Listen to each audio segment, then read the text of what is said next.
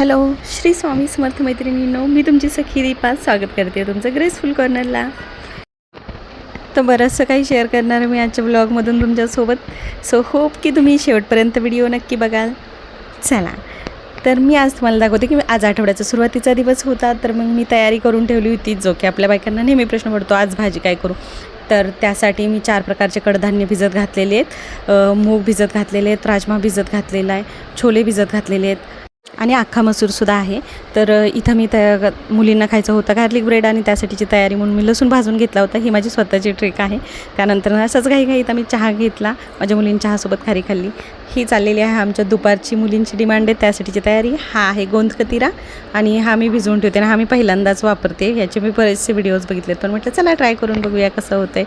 तर मी आता 1 चमचापेक्षा पण कमी अर्धा चमचा भिजत घातलेला आहे आणि त्याच्यामध्ये बरंचसं पाणी घालून भरपूर असं पाणी घालून ते आता मिक्स करून झाकून ठेवणार आहे. बघूया आता हे कसं होतं आहे ते.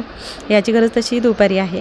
तर मग आता काय नवीन प्रयोग आता चाललं होतं की आज नाही का लसूण हे करण्याचं जे गॅजेट असतं बघा, ज्याच्यातून लसूण एकदम बारीक होऊन बाहेर येतो. तर मला वाटलं ते बघूया आपण लेमन ज्युसरनी तयार होते का म्हणून. तर त्याने काही होत नव्हतं. त्यानंतरनं स्पूननी करून बघितलं. ॲक्च्युली स्पूननी होतं, पण त्यासाठी लसूण तळून घ्यायला लागतो. पण मी आता लसूण भाजून घेतला होता. म्हटलं तेल एवढं जास्त कशाला यूज करायचं, नंतर बटर पण यूज करायचंच आहे. तर अशा प्रकारे मी बारीक चॉप करून घेतला होता. त्यामध्ये टाकली भरपूर सारी हिरवी बारीक चिरलेली कोथिंबीर. त्यानंतरनं चिली फ्लेक्स, ओरिगॅनो, थोडंसं चवीपुरतं मीठ आणि खूप सारं बटर. पण मीठ माझ्याकडनं थोडंसं जास्त झालेलं, कारण ॲक्च्युलीच बटर पण सॉल्टेड असतं. तर मग मीठ तुम्ही कमी वापरा थोडंसं. तर हे सगळं मिश्रण जे आहे ते मी आता ब्रेडवरती पसरवून घेऊन याला मस्त टोस्ट करून घेणार आहे.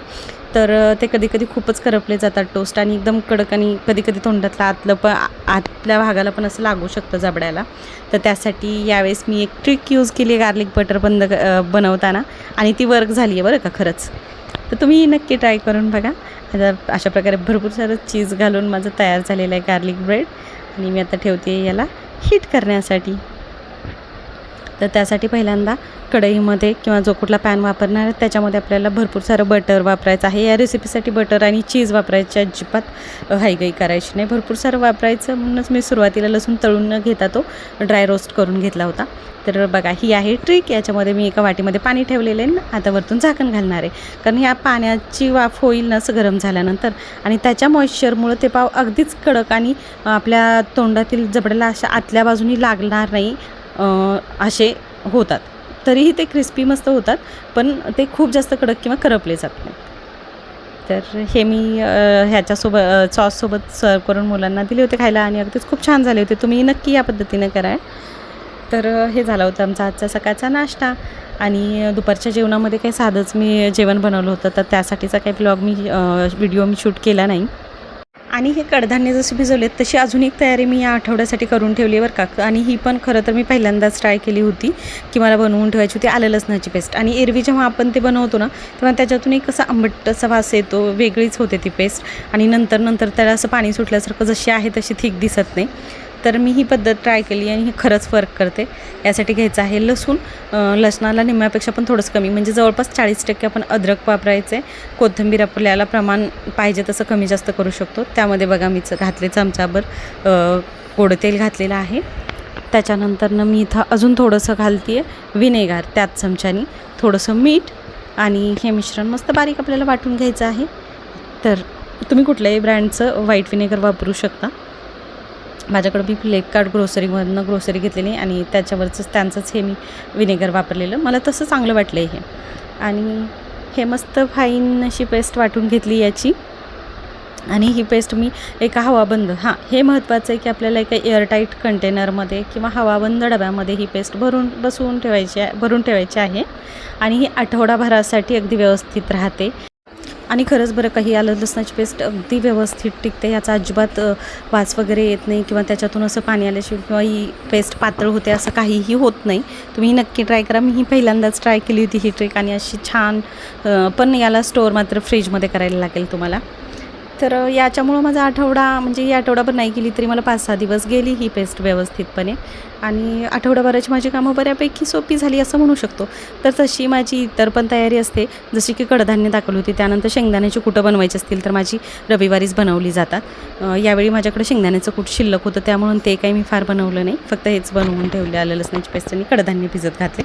आणि भाज्या तर आमच्याकडं काही शुक्रवारीच येतात, त्याच्यामुळे त्या शुक्रवारीच म्हणजे स्वच्छ धुवून सुकवून नीट करून ठेवल्या जातात.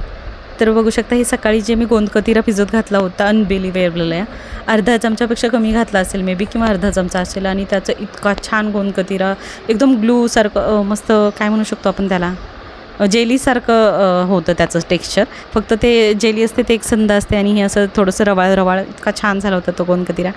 आणि जेव्हापासून आम्ही गावाकडनं कैऱ्या आणलेल्या तेव्हापासून मुलींचं चाललं होतं की मम्मा आंब्याचं पन्हं बनव. तर माझी ही जी पद्धत आहे ती मी माझी आजीची यूज करते. माझी आजी बनवायची असं आंब्याचं पन्हं. तर त्यासाठी मी पहिल्या कैऱ्या कुकरमध्ये म्हणजे त्याची सालं काढून घेतलेली, कारण त्याचा कडवटपणा उतरतो म्हणून सालं काढून कुकरला 2 शिट्ट्या लावून घेतल्या होत्या. त्यानंतरनं त्याचा गर काढून घेतला बाजूला आणि आता त्याच्यामध्ये मी ॲड करणार आहे गूळ, काळं मीठ आणि मी सब्जाच्या बिया पण भिजत घातल्या होत्या. तर मला आलेला कंटाळा पण मी म्हटलं जाऊ देत, बाहेरची कोल्ड्रिंक मुलांनी पिण्यापेक्षा हे किती छान आहे घरगुती पद्धतीने बनवलेलं, हायजीनची पूर्ण काळजी घेतलेली आणि मुलांसाठी ते फायदेकारकच आहे.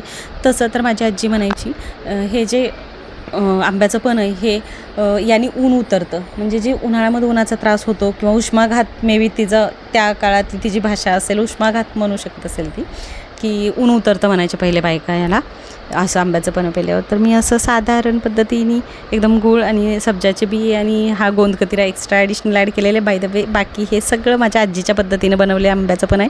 तुम्ही एकदा नक्की बनवून बघा. आणि अशी मस्त थंडगार दुपार गेली आमची या आंब्याच्या पाण्यानंतर, कारण हे आम्हाला तिघींना 2दा प्यायला पुरलं एवढं पण. आणि खरंच खूप छान चव झालेली होती. त्यांच्यामुळं मला मुलींच्या आग्रहामुळं पण मला पण हे प्यायला भेटलं. आणि अजून बरेचदा असं होतं बरं का, सगळे लोक माझे व्हिडिओज बघतायत पण कोणीही लाईक करत नाही. प्लीज लाईक करा आणि सबस्क्राईब करा माझ्या चॅनलला. तर असा होता माझा आजचा व्लॉग. चला लवकरच भेटूया दुसऱ्या एकदा नवीन व्लॉगसोबत. तोपर्यंत बाय, स्टे ट्यून्ड.